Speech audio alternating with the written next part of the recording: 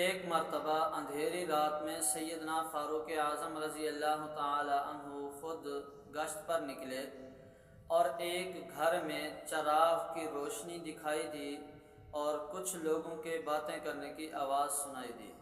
سیدنا فاروق اعظم رضی اللہ تعالی عنہ تجسس کے ہاتھوں مجبور ہو کر انہوں نے دروازے کی جھری سے اندر جھانکا۔ دیکھا تو کیا دیکھتے ہیں کہ اندر ایک سیاہ فام غلام بیٹھا ہے اور اس کے سامنے برتن پڑا ہے شراب کا، وہ خود بھی شراب پی رہا ہے اور اس کے ساتھ چند ساتھی بھی ہیں، وہ بھی شراب پی رہے ہیں اور باتیں کر رہے ہیں۔ سیدنا فاروق اعظم رضی اللہ تعالی عنہ دروازے سے اندر داخل ہونے کی کوشش کی، دروازہ اندر سے بند تھا، تو انہوں نے درہ ہاتھ میں لیا اور چھت پر چڑھ گئے اور ان کے سر پر پہنچ گئے۔ جیسے ہی ان لوگوں کی نظر امیر المومنین پر پڑی تو وہ دروازہ کھول کر بھاگ نکلے،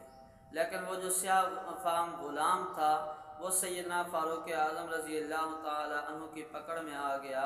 اور وہ کہنے لگا کہ امیر المومنین، میں نے غلطی کی ہے مگر میں غلطی سے توبہ کرتا ہوں، آپ میری توبہ کو قبول کر لیجئے۔ امیر المومنین سیدنا فاروق اعظم رضی اللہ تعالی عنہ نے فرمایا کہ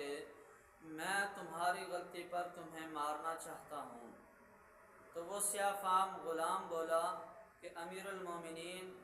میں نے تو صرف ایک غلطی کی ہے اور آپ نے 3 غلطیاں کی ہیں۔ پہلی غلطی کہنے لگا، اللہ پاک نے قرآن کریم میں فرمایا ہے وَلَا تَجَسَّسُوا، کہ ایک دوسرے کے حال کا تجسس نہ کیا کرو، اور آپ نے تجسس کیا ہے۔ دوسری غلطی اللہ نے قرآن کریم میں فرمایا وَاقْتُلُوا الْبُيُوتَ مِنْ أَبْوَابِهَا، کہ گھروں میں جب داخل ہو تو دروازوں سے داخل ہو، اور آپ تو چھت پر چڑھ کر آ گئے ہیں، یہ دوسری غلطی آپ نے کی ہے۔ اور تیسری غلطی اللہ نے قرآن کریم میں فرمایا لا تدخلوا بیوتا غیر بیوتکم حتی تستأنسوا وتسلموا علی اہلہا، کہ جب تم اپنے گھروں کے علاوہ دوسرے لوگوں کے گھروں میں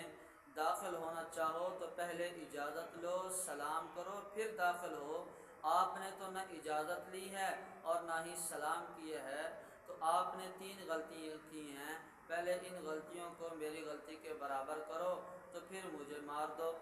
تو حضرت عمر رضی اللہ تعالی عنہ نے اس کو معاف بھی کیا اور اس کی اس بات کو پسند بھی فرمایا۔